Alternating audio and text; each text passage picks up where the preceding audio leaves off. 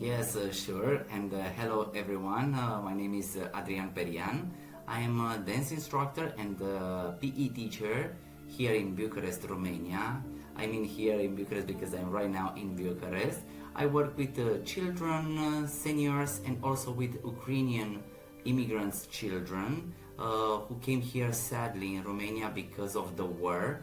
And in my activities, I used to dance and sport not only for physical movement, but also to help people connect, let's say, emotionally and socially. Before joining the Edu for Impact project in Palermo, which was amazing, I was already creating groups activities through dance and sport, but honestly, cell was something new for me. At the beginning, I was not that easy and fully understandable for me, those concepts, but step by step, I tried to discover how powerful dance and sport can be for emotional learning. Together with my team, we focused especially on relationship skills those days that we stayed in Palermo, and we use in Romanian we use the Romanian traditional dance, which is called Brașoveanca, where participants dance in pairs and interact with different partners during the activity. And we saw this type of dance that can help people communicate and trust each other, feel included, and one of the most important things was to become more confident next to each other.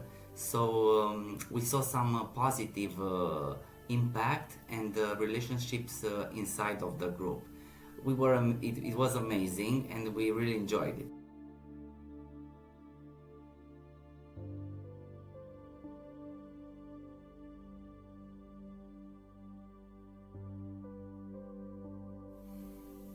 Okay, for me, the main objective of cell activity through sport and in my case for dance is to help people connect with each other in a positive and safe way, let's say.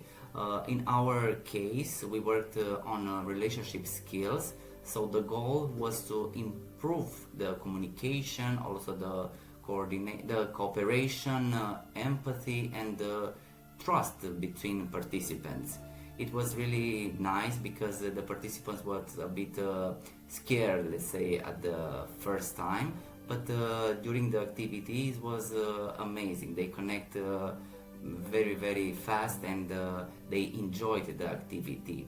And when designing this kind of activity, I think it's very important to understand the needs of the group, to connect also with the group. Every group is different. Some participants are shy, feel excluded, and some children may have emotional difficulties, especially those, for example, who are immigrants because they are coming in Romania for the safe place because of the war in their country. So I think for me the most important thing is creating an atmosphere where participants feel accepted, respected, and comfortable being themselves.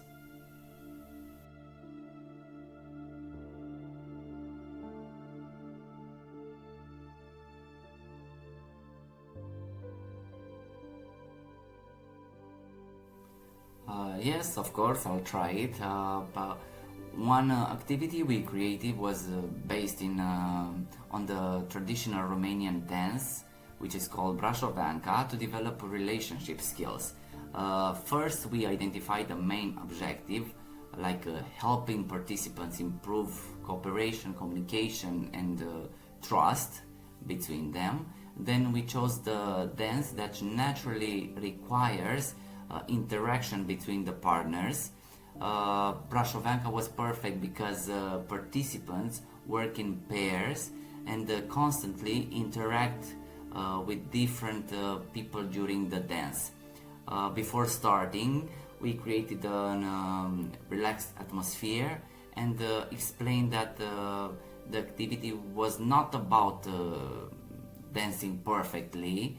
It was like a freestyle, but we have to follow some steps. It was about connection and teamwork. We started with simple warm-up exercises and small movement games to help the participants feel more comfortable in that field. After that, we thought that we can do the dance step by step, slowly and clearly. But during the activity, participants are changing the partners sometimes when I say the command. This helps them communicate with different people and become more open socially. And at the end, they had to have a short discussion where the participants shared how they felt and how they learned from the activity. How did they feel and what was the impact being that close to the partners.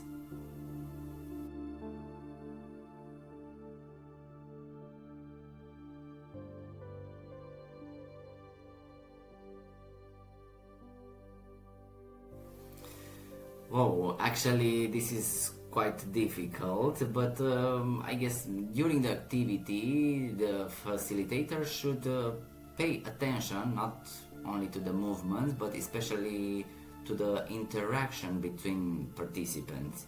For example, I try to observe who feels confident and who is shy, who avoids the interaction, and who may feel excluded from the group. Not usually, but I am looking also for this as well. In dance activities, body language says more than we thought, and sometimes participants express emotions through movement more easily than we think actually. The facilitator should create a positive and supportive atmosphere where everyone feels included and feels nice. I also think that helps a lot to rotate partners time to time during the activity, because this allows to participants to communicate and build trust with different people, not keep in touch with the same partner all the time. The role of the facilitator is not to judge the performance, but to support connection, respect, empathy, and teamwork inside the group, as we did in Palermo, and it was amazing because we did it very well and the group was amazing.